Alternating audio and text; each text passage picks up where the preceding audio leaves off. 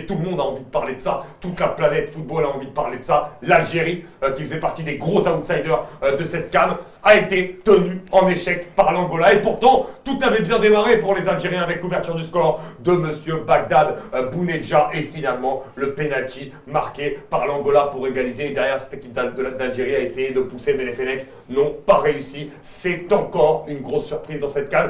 Elle nous habitue, la CAN, à des surprises, mais là, au bout de 3 jours, ça fait quand même beaucoup.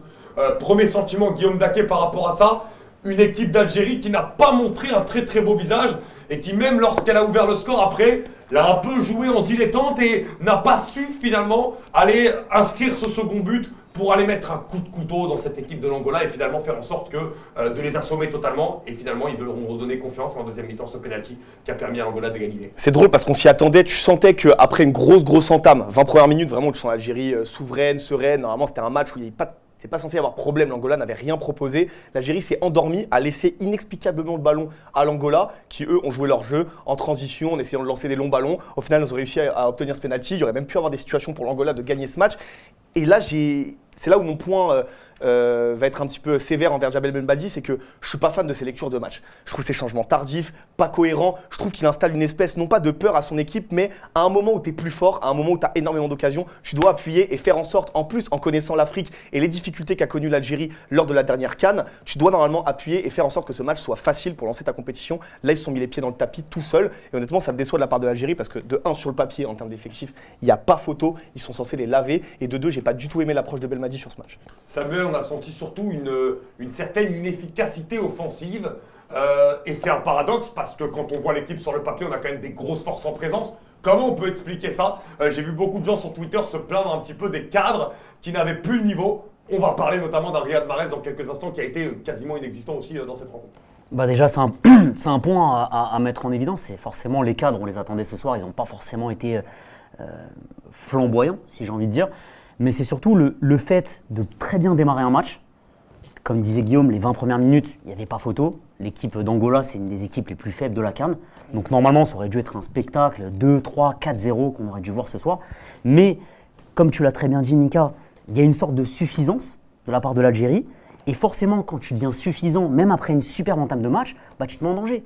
Parce qu'une équipe d'Angola qui jouait bloc bas, qui jouait les contres, on a vu en fin de première mi-temps qu'il y avait quand même danger dans le dos des défenseurs algériens. C'était un premier avertissement, il y a eu le penalty et on n'a pas senti une équipe d'Algérie qui avait envie de gagner ce match en fait. C'était une équipe suffisante, qui avait la peur, qui limite à la fin on se demandait si elle n'avait pas envie de tenir le 1 partout plutôt qu'aller chercher le deuxième. Et c'est vrai que les choix du coach laissent à désirer et un peu déçu de la non-confirmation de l'Algérie de ces 20 premières minutes qui étaient franchement assez extraordinaires. Et on avait l'impression que l'équipe jouait toutes les semaines. On a l'impression que l'équipe jouait toutes les semaines ensemble. Les joueurs étaient bien placés, il y avait des beaux mouvements. Mais on a vu une deuxième mi-temps vraiment pas top. Ouais, on nous a dit que c'était une approche trop frileuse et changements trop tardifs. Les gars, n'hésitez pas à réagir sur le chat, on lit vos commentaires et continuez à vous abonner. Merci beaucoup pour ceux qui le font. Non, mais en réalité, c'est ça. C'est la première mi-temps qui a été vraiment aboutie du côté algérien, mais on n'en attendait pas moins face à l'Angola, évidemment. Mais en deuxième mi-temps, il y a ce switch où ils ont un peu laissé le ballon à l'Angola. Il y a eu un creux physique aussi. On ne sait pas vraiment pourquoi. Il y a eu un moment physiquement où tu as l'impression qu'ils étaient un peu dépassés. Faut parler plus fort. Un petit peu, ouais, non. Personne ne me l'a dit, mais je parle par rapport à tout à l'heure, donc allez-y, quoi. Et du coup, tu vois, il y a un moment, ce creux physique qui s'est ressenti. Des changements qui, justement, comme tu le dis, Guillaume, auraient peut-être dû arriver à ce moment-là pour redonner un élan, parce qu'il y a des options quand même côté algérien, surtout une fois de plus face à l'Angola, pas laisser les Angolais y croire finalement. Et il y a un moment où en fait il n'a pas su réagir. En fin de match ils ont quand même poussé, mais c'est pas suffisant. Et surtout ils auraient dû mettre le deuxième en première mi-temps. Il y avait largement la place. Ils étaient largement dominants. On était rassurés. Quand on a tous regardé le match ensemble, on était très rassurés des premières minutes de cette Algérie-là, avec toutes les solutions offensives qu'elle peut avoir, même ce beau milieu de terrain. Mais ce soir on est quand même très déçus de la tournure des événements. Bah si, je vais te lancer aussi avec des commentaires. On a Toto qui nous dit « Les joueurs partis en Arabie Saoudite ne sont plus que l'ombre d'eux-mêmes. Bravo pour les gros chèques, mais ils ont enterré leur carrière. » Attention quand même parce que Seko Fofana, par exemple, a fait un très gros match d'ouverture avec la Côte d'Ivoire. L'Algérie laisse passer ce match, nous dit Randy, alors qu'il le maîtrisait, c'est dommage. Salut la team, je déconseille aux Algériens d'ouvrir Twitter. Dico Nico, cramé dès la 60e. Samuel nous dit « L'Algérie répète les erreurs, le coach ne fait tout simplement pas de coaching. C'est une éponge. Dès que son équipe est en difficulté, il ne sait pas réagir. » Antoine nous dit « Domination stérile des Algériens, pas grand chose à se mettre sous la dent offensivement. » Des commentaires assez critiques envers la sélection algérienne. Massi, je vais te demander de parler fort bien sûr à cause des micros et on s'excuse. Qu'est-ce que tu as pensé toi de ce match de l'Algérie et est-ce que tu es plutôt d'accord avec les commentaires que je viens de lire? Moi je suis d'accord avec les commentaires, je suis d'accord aussi avec ce qui a été dit avant. Mais contrairement à l'enthousiasme qu'il y avait au départ, parce qu'on a vu la liste, on a vu les joueurs qu'il y avait, on était tous contents. Mais il ne faut pas oublier le passé récent de l'Algérie en compétition à la CAN. Toi, tu n'étais pas très enthousiaste, non? Pas du tout, parce qu'on ne savait pas où aller, on ne savait pas qui allait démarrer ou non. On a les incertitudes avec la défense centrale, on a les incertitudes avec Benasser, on a les incertitudes avec l'attaquant de pointe. On a Riyad Mahrez depuis des matchs et des matchs. Là, c'est bon comme ça peut-être? Oui. Je demande en régie, donc c'est le moment de Mahrez, tu vois. Alors, vas-y, tu peux y aller. Moi, Riyad Mahrez, tu sais, je lui tape dessus depuis quand? Depuis la blessure de Attal à la CAN 2019, même quand on la gagne.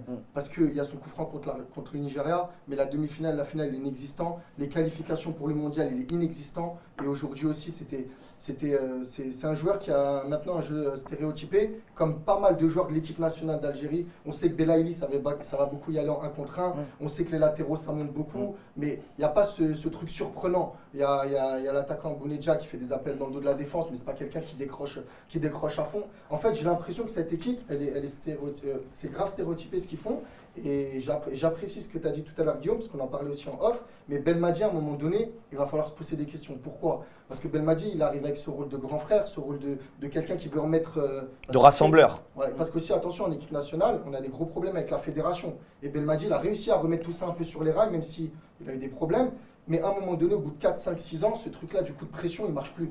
Il faut quelque chose derrière. Il faut un apport tactique, il faut des idées, il faut s'adapter. Est-ce que Belmadi est capable de le faire? Il y a des cadres aussi qui ont un totem d'immunité. Et je pense qu'à un moment donné, c'est compliqué quand tu as une compétition tous les 2 ans, des éliminatoires où tu as beaucoup de changements d'effectifs. Parce que l'Afrique, c'est pas comme l'Europe. Il y a beaucoup de changements d'effectifs pendant les compétitions, les qualifications pour les CAN, pour les mondiaux. La CAN, c'est une compétition à répétition qui vient tous les 2 ans ou tous les 3 ans. Ah, c'est rude. C'est rude. Mais à un moment, Belmadi, il va falloir qu'il fasse des choix. Tu as pris Aouar, tu as pris Boudaoui, tu as pris des joueurs qui pouvaient être titulaires. Pour moi, il y avait beaucoup de flou. Et j'attends de Belmadi une réaction, mais je ne suis pas sûr qu'il en est capable. Moi, je suis d'accord. Il y a ouais, les gars, je sais, il y a une personne qui m'a dit que le son était bas. Non, mais ça va, on t'entend quand même, parce que j'ai pas eu de commentaires sinon globalement là-dessus, non, t'inquiète pas. Voilà, on essaye d'instaurer évidemment du rythme dans cette émission, c'est important. J'ai beaucoup de commentaires, hein. On nous dit l'horrible Algérie ne sortira pas l'odeur de la canne, vous êtes méchants.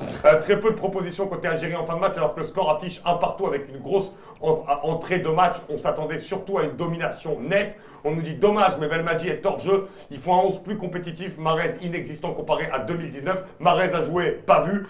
C'est toujours compliqué le premier match en compétition internationale. Il y a souvent la peur de se lâcher. Il faut un déclic pour dérouler. Je ne suis pas inquiet personnellement. Voilà, après on nous dit que le son était bien bas mais fluide. D'autres qui ont dit j'entends bien donc ça va. Perso, j'étais surpris du niveau proposé par l'Angola. On va en parler dans quelques instants. Voilà, ils ont des fusées devant et ça se voit qu'ils peuvent se tuer les uns pour les autres sur le terrain. Le commentaire de Sofiane Benasca. Je voulais juste rajouter un truc pour l'Angola. Peut-être qu'on ne les voit pas souvent jouer, mais pour suivre les qualifications et les CAN, etc., c'est une équipe archi solide. Et contrairement à ce qu'on peut croire, comme certaines nations comme la Tanzanie, la Namibie, tactiquement, ils sont très bons. Et aujourd'hui, même si l'Algérie a eu 2-3 grosses occasions, ils n'ont pas été vraiment boursouflés. Non, bien sûr, bien sûr. Ils ont eu 2-3 comptes qu'ils ont mal joués. Il y a eu les 2 avertissements sur le but de Bounedjah et sur le but refusé où il met le retourné acrobatique, où ils ont vite réglé, je ne sais pas si vous avez remarqué, dès qu'il y a eu ce but refusé, ils ont réglé la ligne de mire, ils ont joué un cran plus bas, les ailiers ils ont joué très bas, ils ont beaucoup combiné sur les côtés, et c'est une équipe par rapport au continent africain, je ne les mets pas en haut du panier, hein, mais tactiquement, c'est pas une équipe qui sait jouer avec ses forces. Il y a un truc moi qui m'a rendu ouf aussi, c'est par rapport à Mahrez, c'est que c'est pas la première fois qu'il se regarde jouer en équipe d'Algérie et il a plus l'excuse du championnat. Parce que même quand il joue à City, ses performances à City et ses performances en Algérie, c'était le jour et la nuit. Ça fait déjà un certain temps qu'il joue comme ça avec le yin et le yang en fonction de sa sélection et de son club. Et Belmadi, il a beaucoup été sauvé par sa communication, le fait qu'il soit comme ça, un rassembleur, un peu puncher en conférence de presse, mais comme tu as dit, à un moment, ça a ses limites. Une fois que tu as gagné, tu sors sur 2 grosses contre-performances, parce qu'il faut se rappeler du groupe de l'Algérie en 2021, pardon, c'était très très faible. Et pour les qualifications à la CAN. Et ça ne va pas le sauver indéfiniment. Et à un moment, il faut proposer autre chose, comme tu l'as dit, tactique, technique, une mise en place, une animation défensive et offensive. C'est comme ça qu'on coach une équipe. C'est pas à coup de clash avec les journalistes en conférence de presse, même si je ne m'attarde pas sur l'extra-sportif. Honnêtement, Belmadi va falloir aussi se poser des questions sur ses lectures de match. Mais là, en réalité, il y a un truc qui est très vrai sur ce que dit Massi, c'est qu'il y a aussi un traumatisme. Tu sors, voilà, et la dernière CAN, on se rappelle des performances terribles qu'a pu réaliser l'Algérie. La qualification pour la Coupe du Monde qui est quand même un traumatisme pour les Algériens. Totalement. Je pense que quand tu es sur ce premier match-là, justement, en fait, le doute peut arriver. Et du coup, typiquement, c'est un peu ce qui s'est passé, c'est que tu t'es un peu en dilettante, tu te dis je vais assurer, je vais jouer tranquillement, et ça suffira. Il y a un joueur qui est symptomatique en réalité du match de l'Algérie, c'est Belaïli. En première mi-temps, il fait des différences énormes. Trop fort. Voilà, on se dit, ah putain, Belaïli, finalement, on l'a pas vu jouer depuis un moment. En fait, il a encore ce qu'il faut pour faire des À l'image différences. de l'Algérie, finalement. Voilà, et justement, lui, il est vraiment à l'image de l'Algérie. En deuxième mi-temps, il disparaît petit à petit. Et au moment où il disparaît, comme tu le disais tout à l'heure, il n'y a pas eu d'ajustement tactique et pas de réponse de la part de Jamel Belmadi qui aurait pu justement insuffler un nouvel état d'esprit dans son équipe. C'est ça, et puis surtout, tu peux avoir des idées, même si tu te foires. Mais tu vois, tu sais que tu joues contre un bloc bas en deuxième mi-temps, l'Angola était content d'égaliser. À un moment même, à essayer de ne pas prendre le bouillon quand ils sont pris le but, l'autre but refusé. À un moment donné, tu as beaucoup d'attaquants de pointe. Passe à 2 devant, essaye comme on l'a dit aussi en privé, pourquoi pas, même si c'est pas forcément tout de suite maîtrisé, derrière. mais selon le contexte du match, de jouer à 3 derrière, tu as de quoi faire avec tes ailiers, tu as Iknouri, tu as Attal qui peuvent jouer sur les côtés, tu peux recentrer peut-être un Marez, donc au moins foire-toi mais essaye quelque chose. Mais là quand tu restes là-dedans, comme on l'a dit, je me répète, mais c'était trop stéréotypé et tu peux pas aller plus loin contre des équipes rugueuses si t'as pas un petit truc pour essayer de changer le cours du match, tu vas prendre des risques. Mais j'ai envie de voir un petit côté positif là-dedans, c'est de se dire que ça arrive lors du premier match. Et c'est vrai que les premiers matchs, c'est souvent compliqué de rentrer directement dans sa compétition. Il y a des équipes qui y arrivent, mais d'autres qui n'y arrivent pas. On peut penser à plein de grandes nations dans différentes compétitions qui ont du mal à rentrer directement dans leur premier match. L'Argentine à la Coupe du Monde. L'Argentine à la Coupe du Monde, même la France en 2018 avait eu du mal à rentrer dans son premier match contre l'Australie, il me semble. Maintenant, ça va être au coach de vraiment insuffler quelque chose de nouveau, prendre cet échec, parce que c'est un échec, un nul contre l'Angola, ça reste un échec, même comme si tu l'as dit, c'est une équipe qui sait jouer avec ses forces, qui était bien en place, qui jouait bien derrière et qui posait problème avec les contre-attaques. Mais il va falloir déjà que l'Algérie se réveille et surtout qu'un joueur phare comme Marez aussi se réveille. C'est aussi un joueur qu'on attend, c'est une des stars de cette CAN, c'est la star de l'Algérie. Il va falloir en attendre beaucoup plus d'un joueur comme Marez. Mais moi je suis moins indulgent, excuse-moi Mika si je peux 30 secondes par Vas-y. Moi je suis moins indulgent avec l'Algérie que toi parce que n'oublie pas, à la dernière minute on va pas au mondial avec la génération dorée entre guillemets. C'est vrai. On fait une CAN, la dernière CAN, on est dernier de la poule ou avant-dernier, mais je crois qu'on marque un but, on gagne aucun match. Là, quand tu arrives là, en fait, tu peux pas te permettre de peut-être rater le match, comme l'Espagne quand ils sont champions du mondial où ils perdent contre la Suisse le premier match, ou l'Argentine pareil. Eux, c'est des équipes qui ont des certitudes et qui ont des personnalités, des joueurs phares qui sont capables d'élever leur niveau. Nous, c'est plus du tout le cas. Et là, avec un match nul comme ça, tu sais, tu peux faire un match nul où il y a 0-0, tu rates beaucoup d'occasions, le match il est entraînant, tu es bon, tu te remets vite dans le deuxième match. Mais là, tu te fais rattraper. Tu as encore le passé juste avant qui est dans les têtes de tout le monde. Il suffit que tu fasses une contre-performance sur le deuxième match. Va aller gagner toi ton troisième match contre une équipe qui joue la qualif. Après, attention, je ne pense pas que l'Algérie va être éliminée parce qu'il y a des troisièmes de poule, je crois, qui passent. C'est ça. Donc, C'est ça. ils peuvent se sauver. Les 4 meilleurs troisièmes sur 6 groupes, on le personnellement, rappelle. avec Belmadi, avec le niveau des joueurs qui jouent tous dans des grands clubs européens, cette indulgence-là, si on l'a trop, et ben on va toujours s'enliser dans ce truc-là. Soyons durs avec eux et ce premier match, tu le gagnes, tu passes à autre chose et puis voilà. Et surtout que le prochain match, c'est directement le Burkina Faso. Voilà, ce sera évidemment c'est tout de le suite gros match de la match. poule. La team des Même aides, vous êtes si déçus là. comparé aux autres groupes, même si comparé aux autres groupes, on est d'accord quand même que l'Algérie n'a pas tiré un très gros à côté, Non. comme tous les autres groupes. Oui, Non, c'est vrai. Mais tu peux vite te mettre dans la merde. Le Sénégal est dans un Le plus Maroc gros. aussi, peut-être avec le Congo. Le mais- Sénégal est dans un plus gros groupe et s'est facilité la tâche dès cet après-midi en gagnant 3-0.